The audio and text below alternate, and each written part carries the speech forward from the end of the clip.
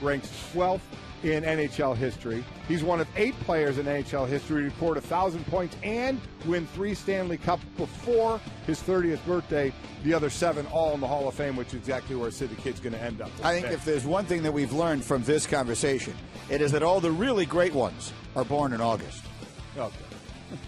We're going to have to talk about that, aren't we? Off the top. The Falcons' Jalen Collins has been suspended 10 games for PEDs. Mike, it's the second straight year Atlanta will have to do at least some of the season without its terrific young corner. Second rounder, 215 out of LSU, admitted to a couple of violations at LSU for marijuana.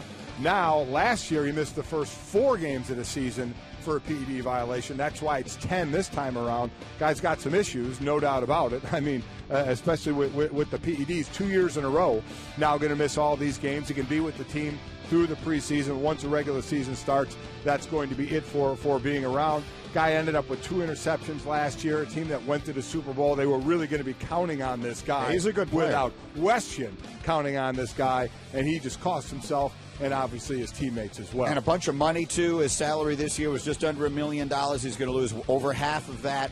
So there are a lot of ramifications to this, little tiny pinpricks to a team's season that begin early on, and that's one that certainly doesn't help a team coming off a devastating Super Bowl loss. And then, of course, there are the bigger, higher-profile moves like quarterback moves, and that's where we began with Jay Cutler, who agrees yesterday to a 1-year, $10 million deal with the Dolphins, $3 million in incentives. We're going to get into all the details for you here. He will show up in Miami.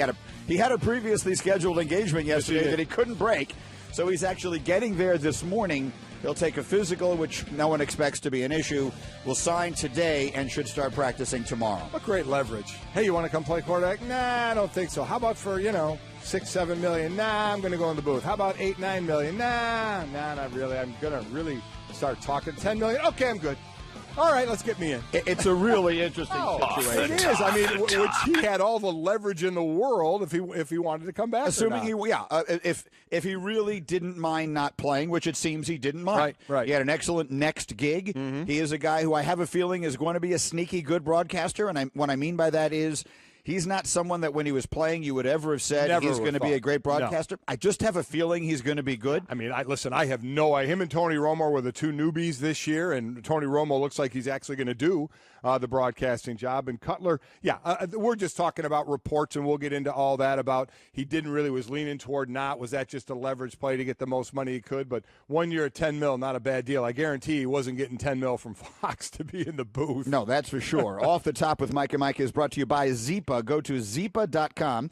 That's spelled ZYPPAH.com. Get a Zeepa so you can stop snoring and enjoy the summer. So there you have it. The Miami Dolphins will be spending the second most money of any team in the NFL this season on quarterbacks, second only to the Chicago Bears. And there is a not so subtle irony in that, of course, the Chicago Bears were the team that didn't want Jay Cutler anymore. In fact, couldn't wait to get rid of Jay Cutler. And now Adam Gase, with whom he did. I will admit this, because everyone has been waiting on the Kaepernick thing and to see where that goes. And the assumption has been, a team will get an injury at quarterback, and then they'll look at him closely. And for a while, it looked like it was going to be Baltimore, and now it seems to have pivoted away there. And now you hear Miami. The moment I heard the report about the injury to Tannehill, my first thought was Cutler. It was not Kaepernick. There's no doubt about it. In this unique case because of Adam Gase. It absolutely was Cutler. We had talked about Cutler before he said he was retiring and going into the booth, and he had talked about the fine line of retirement, of are you really done with football? Are teams just saying you're done with football? If he wasn't getting a chance to be a starter somewhere, he was one of the names we mentioned before his retirement that he may wait for an injury to be able to come back. He wasn't going to be handed a starting job. He was going to go somewhere, so he could kind of have his, if he felt it was a good situation, he would come back. If not, he would take advantage of other opportunities. In this case, it would be the broadcast booth. But I'm with you. And I've heard so much, obviously, with us both gone when this happened, so much talk about, oh, my God, they should have signed Colin Kaepernick. What's the deal? And I'm with you. The first name I thought of was Cutler. Cutler had a great year. Well, great year. He had a better year, yeah. Statistically, it was his highest rated year. Let me put it that way. He had a little over 92 rating, which was the highest of his career. But he was 6-9 as a starter, 21 touchdowns, 11 interceptions, 64% completion. This was under Adam Gase in Chicago. So that's exactly what I thought as well. I thought, well, I don't know what he's been doing. If he says he was retired and getting ready for the broadcast booth, I doubt he was out every day doing, quarterback things. But, he's played it for a long time. I got to believe he's going to pick it up. And one of the biggest barriers getting out there is verbiage and language. And he steps in and he knows the language. He steps in right now and he absolutely knows the language. It really is like learning a different language if you don't know the system. So that's the ease now that they have. They don't have to worry about that part of it. It's just going to be kicking off the rust and getting him. They have some time. You got obviously 4 preseason games to work through whenever he's going to jump into those and start working his way in. But I'm with you. He's the first name I thought of as well. The other thing that I think it helps here is this doesn't happen a week before the season starts. It happens a week before the first preseason game. Right. So if he isn't in the greatest football shape, he's got time. He's got a month to get himself ready for that. I know these days guys work out throughout the entire offseason, but he has plenty of time to get himself in good shape. He does. The circumstance that this is most reminiscent of, I guess, in recent memory, is Minnesota last year. Right. Remember, and they lose Bridgewater way later in the game than this is. They do. In the calendar, but at and least they wind up having to make a huge move to sign. They trade a first-round pick to get Sam Bradford. The difference there is Bradford was playing football, and Bradford was, in the game and not out. You weren't pulling someone from who was going to start their new career. So I'm sure that's a thought process there. But he will. And listen, they have Matt. A lot of the guys like Matt Moore down there. Matt Moore is going into his 7th year in Miami. I don't know if people really know that. He was with Carolina for a few years. Now his 7th year in Miami. Last year was the most starts he had when Tannehill got hurt. He had 4 starts last year. There's some people that like him down there and feel pretty good about him, kind of that interim guy. Jay Cutler's going to eventually be the starter there, but Matt Moore, I think they like what he can bring them if he has to come off the bench, and we'll see. And then the division they're in, Cutler is 0-3 against New England, got blasted by them. I mean, everybody's 0-3 against New England. I was just going to say, yeah. I think a winning record against New York. I think 500 against the Buffalo Bills. So we'll see. He's actually unbeaten against the Jets. Yeah, well, because I didn't want to. He's winless against the Patriots. He's unbeaten against the Jets, and he's 500 against the Dolphins. You just had a birthday yesterday. I didn't want to rub it in. No, too quickly. Listen, that's low on my list of concerns. Here's the thing: is that Matt Moore, there were 2 outcries with the signing of Cutler. One of them was very quiet, comparatively speaking, and the other one was very loud. The loud one was Colin Kaepernick. Yeah. Why didn't they sign him? We'll talk about that. That's a much bigger conversation. The very quiet one was from the small group of people who said, Matt Moore's never gotten a chance. We want to see him. Well, guess what? He'll get his chance. Yes, he will. I mean, right now, you haven't made a commitment to Jay Cutler that says, well, he's now the quarterback for the rest of my life. I don't know what the future is of Ryan Tannehill. They actually don't owe him any money after this season if they don't want to. So they can actually pull the plug on Tannehill if they want to. If Matt Moore plays great, he has a chance to be the quarterback of that team. Absolutely. I mean, they signed Cutler to come in there, and I think in Gaze's mind, he'll become the starter, but it's not as though they've hitched their horse to that wagon in such a significant way. If Matt Moore plays lights out, he'll be the quarterback. Yeah, Matt Moore will get his shot. As I mentioned, 4 starts last year, 63%, 8 touchdowns, 3 interceptions. They do like him there, 7th year there. So, yeah, he will get his opportunity there, and the Cutler thing is a 1-year deal. It's a deal, to get through to then you see what's going to happen with Tannehill, because from that story, a lot of people going back to last year when you heard it, why didn't he just have the surgery? Right. Remember.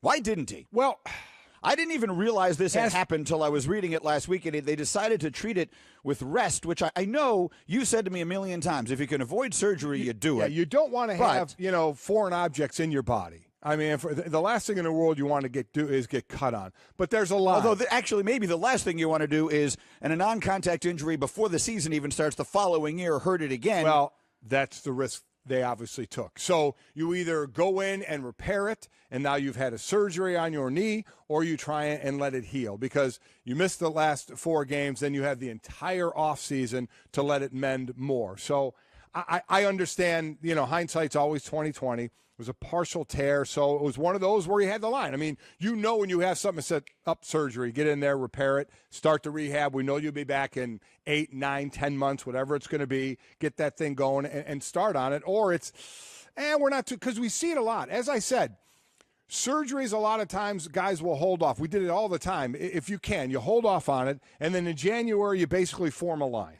You form a line and you get surgery, whether you have to get cut or what we would call an oil change. You'd get scoped, you get the floater sucked out of there, you start training and you get ready for next year. So, or if it's a little more intense than that, then you have to make a decision. Do I have the surgery or do I just let it heal? I give it some time to let it heal. The problem you run is you hear about guys in May saying, well, now they have to have surgery because they tried to let it heal. It didn't heal like they wanted to, so then they have surgery. So then they're backed up a few more months. So it's a tough line it's a balancing act there. And this one they lost. This one you can look back and say, my God, he was just running out of bounds, has the knee brace on. He steps, you can see it's a little awkward step, and here we are, could be gone for the season. So you immediately think, well, why didn't you get it repaired last year? As I said, hindsight is 20/20. I get the situation where you say, I have time, let's let this thing heal and see if it can heal on its own. All right, we're Mike and Mike, presented by Progressive Insurance. More independent agents sell Progressive Insurance than any other brand. Find an agent at Progressive.com. Now that's Progressive. Let's go through some of the stuff from our insiders. Our NFL reporter is Jeff Darlington talking about Jay Cutler, and to the point you just made, Mike, he said there isn't any question in the mind of the coach, Cutler's coming in to be the starter. Cutler knew coming in that he's coming in for a starting role. Gase has made that clear to him, and that does make for a little bit of a sticky situation with Matt Moore because Moore is a very popular guy in the locker room and obviously has seemingly earned his stripes with the Miami Dolphins. But the Dolphins more comfortable with Cutler coming.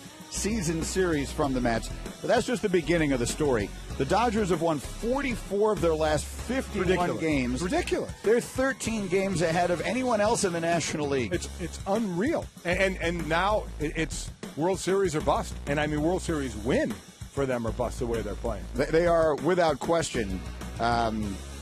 Not without question, they are in the debate for the best team in a 2-month stretch that we've ever seen. Like in our lifetime, no one has ever won games at the clip they're winning. Anyway, elsewhere, as we've been discussing, Jay Cutler agrees to a deal with the Dolphins. He'll sign it today.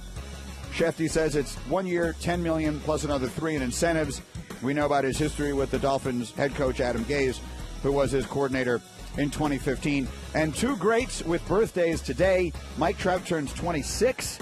On his birthday, if he gets a hit, he'll have 1,000 in his career. Sidney Crosby turns 30. And what a way to celebrate your birthday. He's got his day with the Stanley Cup. Does. Pretty nice. To have fun with today. Sports Center with Mike and Mike, brought to you by Dollar Shave Club. For a great shave at a great price, join Dollar Shave Club. New members get their first month of the Executive Razor and a tube of Dr. Carver's Shave Butter for only $5 with free shipping. After that, razor's just a few bucks a month. Get yours at dollarshaveclub.com/Mike. And real quickly, happy belated birthday to you. Thank you. Today we have a 30-year-old in Sidney Crosby, a 26-year-old in Mike Trout. And yesterday you turned the big 5-0. I did. Wow, I see as a present to yourself, you colored your hair again. I did not color my hair one bit. I had a delightful little birthday getaway. Thank you very much for all the nice messages that I got over the weekend. Join the club. I feel good. Yeah. I'm not going to lie to you. I didn't know how I'd feel about it. Good. I feel good. I remember when you turned 50, it's just funny. When you turned 50, that felt very old to me. And now I'm turning 50. It doesn't feel that old to me. Oh, I see how it works. Really does. Yeah, I guess that's how life is. Yeah, that's how it is. But I feel 50, good. Yeah. Look, you can't ask for more. You're old. 50. Well, it depends on who you compare me to. Well, I'd say, knowing your lifestyle and the whole deal, I'd say you're probably on hole 15. No way. I'm still on the front 16? nine. I'm on the front nine, baby. I'm on the front nine. No, you've at least made the turn. Come on. I'm putting right now on 8, and they gave it to me already. It's a gimme, which didn't happen nearly enough on the golf trip I just took back with the crew that I was with. But anyway, I might actually, well, whatever. No one wants to get into this now. I might later do a little Facebook thing on my golf trip because I played it was the best golf. Not how I played, but the places that I went to that I've ever played my entire life. Would I have been able to play on any of them? Yes, of course. You would have loved it. I thought you'd tell me when guys aren't very good, caddies just leave your clubs and walk away. No, they don't walk away. They mock you a little. They bet on you and against you and stuff like that. Will they drink with me? Yes, they will drink and maybe allow you to drink with them. Oh, okay. If you're not playing well, they may not give you any of what they're drinking. Well, that's not cool. But you would have liked the places. You just wouldn't handle the volume. We play a lot. Yeah, I couldn't my do group that, we played 9 rounds in 6 days. We walked all of them. That's crazy. Yeah. Crazy. Well, it was fun. Yeah. All right. Anyway, thank you again. Thank to you and to everybody. I got a lot of nice messages for my birthday. Let's check some of the messages we're getting in the 1-800-Flowers.com Twitter feed today. Larry Ambrose tweets, does Miami have better skill position players than Cutler and Gaze had in Chicago with Landry, Stills, and Parker and Ajayi? If you don't follow them, they have 3 wide receivers, all of whom have numbers in the teens, which I always find fascinating, right? Their numbers like 10, 11, and 13 or something. And they're all good. They're like interchangeably good. The Jarvis Landry, who we're talking about, had 95 catches last year for over 1,100 yards. 2015, the year that Adam Gase and Cutler were together, and Cutler had his best by rating year. The leading receiver that year, Alshon Jeffrey, 54 receptions. 54 receptions. Jarvis Landry had 94. 54. Was Marshall on that team still? I'm just trying to do the math. Brandon Marshall was not on that. Second, Martellus Bennett with 53 receptions. So that was the first year that Marshall was with the Jets. And then Matt Forte, the running back, had 44 receptions. So your leading receiver had 54 receptions. Jarvis Landry is, in my opinion, underrated. He is an excellent receiver. I agree. So you want, and Jay Ajayi, listen, Matt Forte that year, as I mentioned, 44 receptions, carried the ball 218 times for under 900 yards. They average over 4 yards a carry. Jay Ajayi's a hell of a runner. He's a horse. Catches the ball out of the backfield as well. So I do like their skill position players better than what Jay Cutler had in Chicago in 2015. And I like their defense better. I like Miami's defense better than what Chicago had in 2015. The Cutler had 1 year where he had Alshon Jeffrey, Brandon Marshall, Martellus Bennett, and Matt Forte.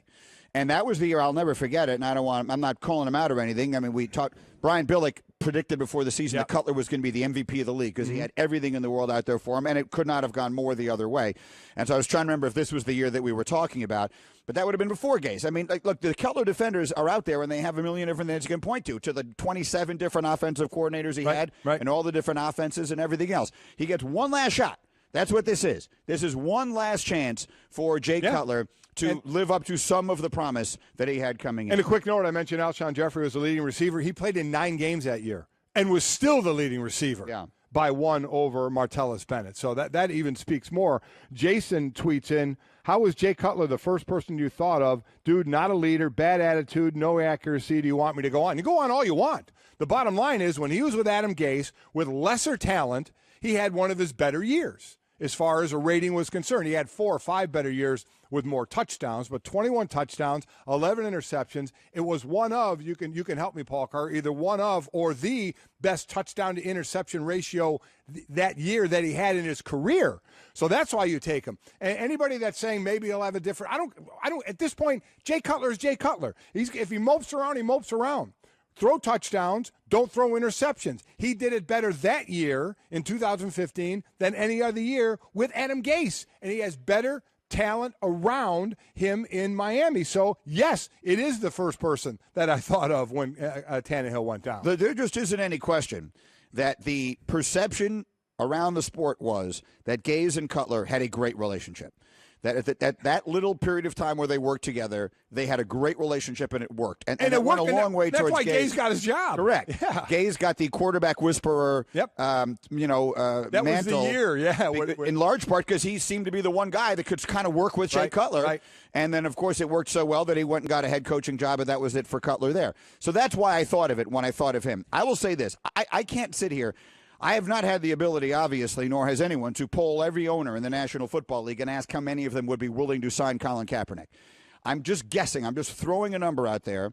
I would guess there are probably 20 of them that wouldn't even think about it, that there's nothing to discuss, no way in the world. He's not on my football team. That's a guess based on nothing. Right.